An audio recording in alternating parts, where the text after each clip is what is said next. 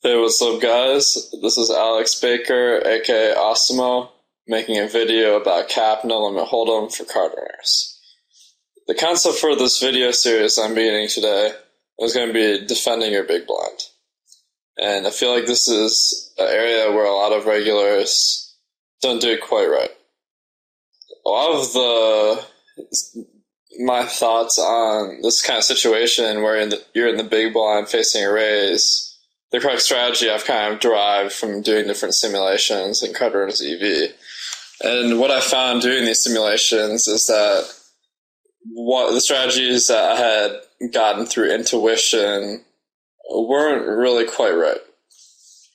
So what I have up here today is I'm in the big blind, the raiser is the small blind, and this is all the hands I played since I updated my strategy.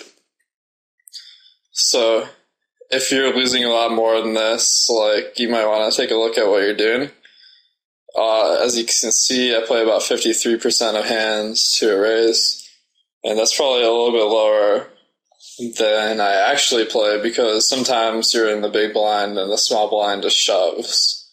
And that probably happens like 5 to 10% of the time that you're facing a raise, depending on the player. And I 3-bet 21% of the time, which means I call 32% of the time. And I fold to C-bets a lot on every street.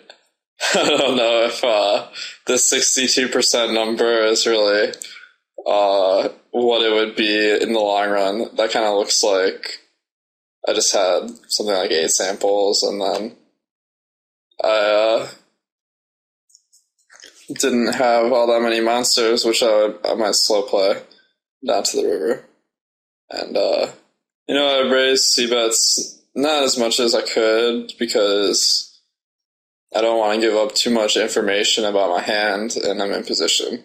So the times I would want to raise a C-bet would be something like I have like top pair and it's not a very high pair, so the turn card could definitely stop me from getting paid off if it's the overcard to my own pair. So I'm going to apply another filter here. I'm just going to say VPIP is true, and then I'm going to go through some of these hands with you. I haven't looked at this at all, so hopefully we'll get some interesting situations here.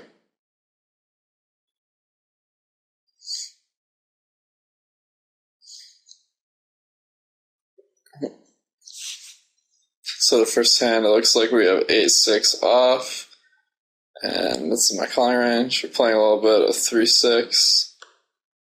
For some reason, my HUD isn't the one I normally use here. Alright. So this guy, he raises 55% from the small blind. And, I'd expect him to maybe raise a little bit more versus me because sometimes guys will be a little bit tighter versus fish. At least that's kind of what I've noticed in my experience.